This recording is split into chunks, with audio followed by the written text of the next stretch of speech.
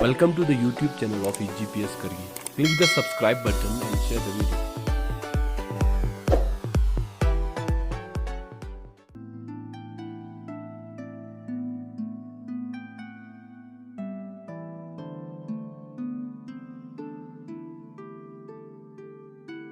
Assalamu alaikum dear students and welcome to the EGPS YouTube channel। तो ये video दोस्तों class 8 की series का ये तीसरा वीडियो है।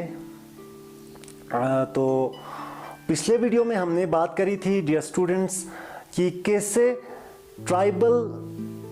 ट्राइबल्स की ज़िंदगी जो है वो मुतासिर हो रहे थे कॉलोनियल गवर्नमेंट के चलते। कॉलोनियल गवर्नमेंट का क्या इम्पैक्ट पड़ा था ट्राइबल्स लाइव्स पे, उसके बारे में हमने पढ़ी थी। तो उसमें मेनली हमने देखा था कि ट्राइबल चीफ्स के साथ क्या होता है, ट्राइबल चीफ्स को कैसे कॉलोनियल गवर्नमेंट ट्राइबल चीफ्स को ट्रीट करते हैं। वो उनको मियाँ पपेट्स बना देता है, उनकी अथॉरिटी उनसे छीन लेता है, उनकी आइडेंटिटी जो है वो ख़त्म करने की कोशिश करता है कॉलोनियल गवर्नमेंट द्वारा। उसके बाद हमने देखा कि शिफ्टिंग कल्टीवेटर्स के साथ क्या होता है। शिफ्टिंग कल्टीवेशन जो पहले प्रैक्टिस करते थे बहुत सारे लोग जंगलों में, अब उस पर बैन कर दी जाती है। जंगलों में एक्चुअली उनकी एक्सेसिबिलिटी को ख़त्म कर दी जाती है। ट्राइबल्स को जंगलों में पहले की तरह घूमने नहीं दिया जाता है। अब फॉरेस्टर्स को रिजर्व फॉरेस्टर्स में कैटेगराइज करते हैं। अब फॉरेस्टर्स को अब ये लोग ट्राइबल्स के लिए नहीं बल्कि गवर्नमेंट क्या बना देता है कि स्टेट प्रॉपर्टी डिक्लेयर कर देता है, जिसकी वजह से कहीं ना कहीं ट्राइबल्स की एक्सेसिबिलिटी जो है वो जंगलों में ख़त्म हो जाती है।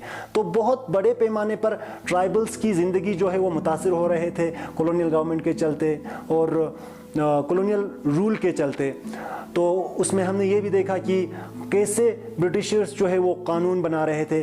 ब्रिटिश द्वारा बनाए गए कानून की वजह से कैसे उनकी ज़िंदगी बदल रही थी। तो इन चीज़ों पे हमने पिछले वीडियो में बात की थी दोस्तों। तो इस वीडियो में हम बात करेंगे कि कैसे ट्रेड को वो कैसे देखते थे। ट्राइबल्स जो है ट्रेड को कैसे देखते थे। ट्रेडर्स और मनी लेंडर्स की वजह से क्या क्या प्रॉब्लम्स उनकी ज़िंदगी में आ रहे थे, कैसे उनकी ज़िंदगी मुतासिर हो रहे थे ट्राइबल्स और मनी लेंडर्स के चलते। तो किस किस्म का एक ट्रेड सिस्टम था, हम उसको भी जानने की समझने की कोशिश करेंगे इस वीडियो में। तो दोस्तों जहाँ तक ट्रेडर्स और मनी लेंडर्स की बात करें, 19वीं सेंचुरी में बहुत बड़े पैमाने पर ट्रेडर्स और मनी लेंडर्स जो है वो ट्राइबल एरियाज़ में आ रहे थे। वो ट्राइबल एरियाज़ में इसीलिए आ रहे थे कि वो फॉरेस्ट प्रोड्यूसेस को ख़रीदना चाहते थे। वो ट्राइबल्स जो प्रोड्यूस जमा करते थे जंगलों से वो उनको ख़रीदना चाहते थे, जिसके लिए वो लोग कैश लोन ऑफ़र कर रहे थे ट्राइबल्स को। वो कुछ एडवांस उनको ऑफ़र कर रहे थे और उनसे ये कह रहे थे कि आप हमारे लिए वेजेस पर काम करें। ये ट्राइबल्स को ये कह रहे थे, मेनली जो ट्रेडर्स और मनी लेंडर्स थे वो ये कह रहे थे। तो मनी लेंडर्स क्या कर रहे थे दोस्तों, ये कुछ एडवांस पैसे देते थे ट्राइबल्स को, और ट्राइबल्स जो थे उनके लिए पूरी सीज़न भर उनके लिए काम करने के लिए मजबूर होते थे, उनको काम करने के लिए मजबूर होते थे। तो एक इस कॉन्सिक्वेंसेस को समझने में ट्राइबल्स को थोड़ा बहुत टाइम लगा कि उनको इसमें बेनिफिट हो रहा था या उनको उनकी एक्सप्लॉयटेशन हो रही थी। तो इस बात को समझने में ट्राइबल्स ने थोड़ा टाइम लिया, ट्राइबल्स को इन बातों को समझने में थोड़ा बहुत टाइम लगा। तो दोस्तों आपके टेक्स्ट बुक के अकॉर्डिंग हम इसमें स्लिक ग्रोवर्स के केस को लेते हैं कि कैसे स्लिक प्रोड्यूस होता था इंडिया में। तो इंडियन स्लिक कहाँ एक्सपोर्ट होता था, इसमें हम इस विषय पे हम बात करेंगे कि जहाँ तक 18वीं सेंचुरी में इंडियन स्लिक की बात करें दोस्तों, इंडियन स्लिक की डिमांड जो थी वो यूरोपियन मार्केट में बहुत ज़्यादा थी। एक्चुअली उसकी वजह ये थी जो इंडियन स्लिक की क्वालिटी थी वो काफ़ी उम्दा थी, इसीलिए यूरोपियन मार्केट में इसकी डिमांड जो थी वो बहुत ज़्यादा थी। जो यूरोप में जो एलीट सेक्शन के लोग थे वो इसके बनाई हुई चीज़ों को बहुत बड़े पैमाने पे इस्तेमाल करते थे। तो एक तो उम्दा क्वालिटी का था इंडियन स्लिक, इसी वजह से एक्सपोर्ट भी भारत से बहुत बड़े पैमाने पर हो रही थी, बड़ी तेज़ी से भारत से स्लिक की एक्सपोर्ट हो रही थी। एक्सपोर्ट दोस्तों इसे कहते हैं ट्रेड में, जब हमारे मुल्क से जब किसी नेटिव कंट्री से कोई कमोडिटी कोई फॉरेन कंट्री में सेल के लिए जाता है, फॉरेन कंट्री में ट्रेड के थ्रू फॉरेन कंट्री में भेजी जाती है तो उसे एक्सपोर्ट कहते हैं। लाइकवाइज अगर कोई फॉरेन कंट्री से कोई चीज़ या कोई गुड्स या कोई कमोडिटीज़ जो है वो हमारी कंट्री में आ जाते हैं ट्रेड के थ्रू और यहाँ पे वो चीज़ भेजी जाती है तो उसे इंपोर्ट कहलाते हैं।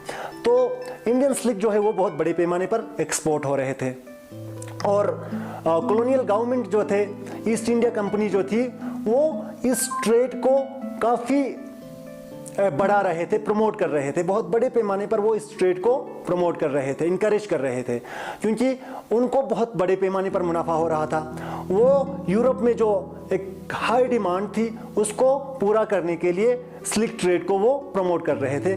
उस यूरोपियन मार्केट में डिमांड को मीट करने के लिए वो इस ट्रेड को, स्लिक ट्रेड को बहुत बड़े पैमाने पर प्रमोट कर रहे थे। तो यहाँ पर सवाल ये है दोस्तों कि ये जो स्लिक है इंडिया में, ये कहाँ से आते थे, ये कौन इसको प्रोड्यूस करता था? अब ये बहुत बड़ी सवाल है। तो हजारीबाग एक जगह है दोस्तों झारखंड में, जहाँ मेनली संथल ट्राइब्स रहते थे। संथल एक ट्राइबल ग्रुप थी, वो हजारीबाग में रहते थे झारखंड में। तो वो लोग दोस्तों कुकून्स को पालते थे, कुकून्स को रिया करते थे। कुकून्स जहाँ से मेनली रिशीम प्रोड्यूस होता है, जहाँ से रिशीम को एक्सट्रैक्ट किया जाता है, तो उसे कुकून्स कहते हैं। तो संथाल्स के पास ये एबिलिटी थी, उन लोगों के पास प्राइमरी सोर्स जो थी वो संथाल के पास थी रिशीम का। तो प्राइमरी ग्रोवर्स संथाल्स थे, ये ट्राइब थी। ट्रेडर्स जो स्लिक ट्रेड में डील करते थे वो अपने एजेंट्स को इन एरियाज में बेचते थे, इन जगहों में बेचते थे इनसे ट्रेड डील करने के लिए। तो ये लोग क्या करते थे दोस्तों, जैसे कि मैंने पहले बोला, जो मनी लेंडर्स जो होते थे वो उनको कुछ पैसे एडवांस देते थे। तो एडवांस देने पर वो लोग को ट्राइबल्स जो थे वो नहीं समझ पाते थे कि ये हमें क्या कर रहे हैं, ये हमारे साथ क्यों ये एडवांस पैसे दे रहे हैं। वो पैसे ले लेते थे तो वो मजबूर हो जाते थे, बाद में वो मजबूर हो जाते थे उनके लिए काम करने के लिए। बाद में वो पूरी सीजन जो है वो उसे उन्हीं एजेंट्स के लिए, ट्रेडर एजेंट्स के लिए वो काम करते थे। तो ट्रेडर्स जो थे वो बहुत बड़े पैमाने पर अपने एजेंट्स को इन एरियाज में बेचते थे ट्रेड डील जो है अरेंज करने के लिए। तो ये संथल्स से क्या करते थे दोस्तों, कुकून्स को 3 से 4 रुपये में ये लोग हज़ारों कुकून्स को खरीदते थे। ट्राइबल ट्रेडिंग एजेंट्स, ट्रेडर के जो एजेंट्स होते थे या जिनको मिडिल मैन कहा जाता है, जो मेनली ट्रेड जो है वो ट्रेड डील को अरेंज करता है दो लोगों के बीच में, दो ग्रुप्स के बीच में, उनको मिडिल मैन कहा जाता है। तो ये जो एजेंट्स थे ये मिडिल मैन की तरह एक्ट कर रहे थे, ये ट्रेडर्स और ट्राइबल्स के बीच में ट्रेड को ये अरेंज करते थे। तो उसमें वो एजेंट्स जो है वो बहुत बड़े पैमाने पर मुनाफा कमा जाते थे। होता क्या था दोस्तों, ये एजेंट्स जो थे ये ट्राइबल्स से 3 से 4 रुपये में हज़ारों कुकून्स लेते थे और बाद में वो ट्रेडर्स को बेचते थे 4 गुना या 5 गुना ज़्यादा दाम पर। तो 5 टाइम्स ज़्यादा प्रॉफिट पे वो ट्रेडर्स को बेचते थे। ट्रेडर्स तो उनको उनसे ट्रेडिंग एजेंट्स से वो लेते थे 5 गुना ज़्यादा दाम पे, क्योंकि वो ट्रेडर्स जो है वो एक्सपोर्ट करते थे यूरोपियन मार्केट में, जहां उसकी डिमांड जो थी बहुत ज़्यादा थी। तो जाहिर सी बात है, जहां डिमांड ज़्यादा होता है वहां प्राइस भी बहुत ज़्यादा होता है। तो वो लोग तो मुनाफे बहुत बड़े पैमाने पर मुनाफे कमा रहे थे। लेकिन इसमें क्या हो रहा था, इस ट्रेड में ट्राइबल्स जो है कहीं ना कहीं बहुत बड़े पैमाने पे उनकी एक्सप्लॉयटेशन हो रही थी, उनको उनकी मेहनत की कमाई नहीं मिल रही थी। ट्रेडिंग एजेंट्स जो थे उनके साथ काफ़ी जुल्म कर रहे थे इस ट्रेड में, इस किस्म के ट्रेड में। तो यहाँ से जो क्या करते थे ट्रेडिंग एजेंट्स जो थे वो कुकून्स लेकर संथल्स से, इस ट्राइब से कुकून्स लेकर वो लोग इसको एक्सपोर्ट करते थे गया में। गया एक जगह है दोस्तों बिहार में, वहाँ से ये एक्सपोर्ट हो जाते थे यूरोप में। तो एक ट्रेडिंग सिस्टम थी दोस्तों, मेनली 3 ग्रुप्स इस ट्रेड में इन्वॉल्व थे। एक मिडिल मैन की तरह एक्ट करते थे और 2 मेन ट्रेडर्स, एक्चुअली दो जो मेन ट्रेडर्स थे एक्चुअली वो ट्राइबल्स और ट्रेडर्स थे। ट्राइबल जो प्रोड्यूस करते थे, ट्राइबल्स जो खरीदते थे। लेकिन उससे पहले ट्राइबल्स से वो मिडिल मैन खरीदते थे, ट्राइबल एजेंट्स खरीदते थे और उन ट्राइबल एजेंट्स जो है वो ट्रेडर्स को बेचते थे। तो ट्राइबल्स जो है वो एक्सप्लॉइट हो रहे थे और ट्रेडिंग एजेंट्स जो है वो बहुत बड़े पैमाने पर मुनाफे कमा रहे थे। तो कहीं ना कहीं ये जो सिचुएशन थी, ये जो ट्रेडिंग सिस्टम थी इसकी वजह से ट्राइबल्स को बहुत ज़्यादा नुकसान हो रहा था।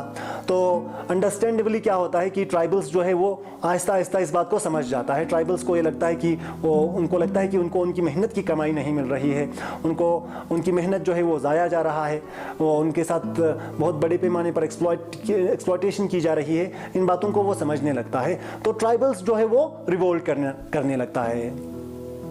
तो बहुत बड़े पैमाने पर 18 सेंचुरी में सेकंड हाफ में 19 सेंचुरी के सेकंड हाफ में या फर्स्ट हाफ में आप देखें तो बहुत बड़े पैमाने पर ट्राइबल रिवोल्ट्स हो रहे थे दोस्तों। हर ट्राइबल रीजन्स में ट्राइबल्स जो है वो रिवोल्ट कर रहे थे।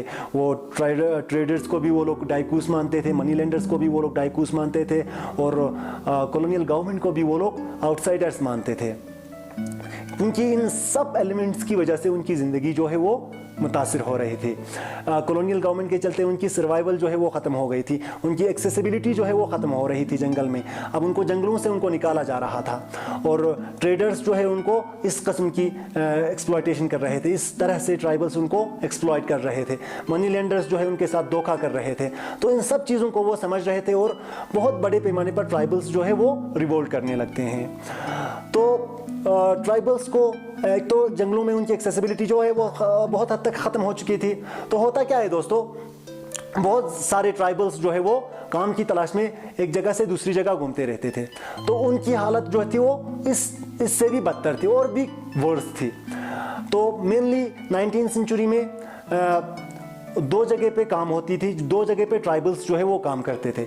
एक टी प्लांटेशन में, आसाम में जो टी प्लांटेशन थे वहाँ पे, और दूसरा झारखंड में जो माइनिंग इंडस्ट्री थी वहाँ पे ट्राइबल्स जो है वो बहुत बड़े पैमाने पर काम कर रहे थे।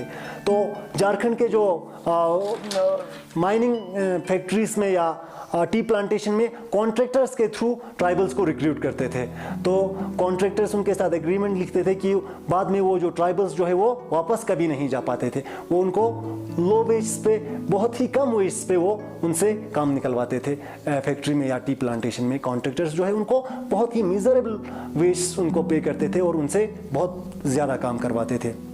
तो 1920 में ये एक रिपोर्ट है दोस्तों, 50% माइनिंग लेबर्स जो थे वो जारिया और जो रानीगंज, दो कोल माइन से बिहार में, वहाँ पे 50% माइनिंग लेबर्स जो थे वो ट्राइबल्स थे।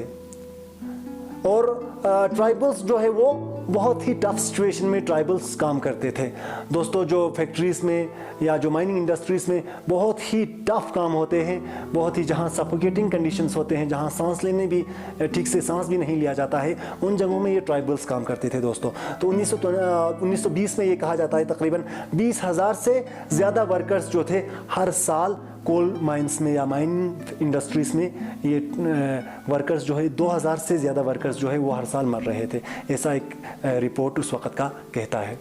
तो दोस्तों ये थी ट्राइबल्स की ज़िंदगी, कैसे ट्रेडर्स और मनी लेंडर्स के चलते उनकी ज़िंदगी मुतासिर हो रहे थे। तो नेक्स्ट वीडियो में हम पढ़ेंगे दोस्तों कि कैसे ट्राइबल्स जो है वो रिवोल्ट करता है, कैसे वो रिबिलियन पे उतर आता है। उसमें मेनली हम ये जानेंगे कि कैसे बिरसा मुंडा जो है वो अपना मूवमेंट चलाता है, कैसे वो उसका एक पॉलिटिकल एम होता है उसकी मूवमेंट का, और कैसे ब्रिटिशर्स फाइनली उनको क्रश कर देता है। ये इंशाल्लाह हम नेक्स्ट वीडियो में जानेंगे दोस्तों।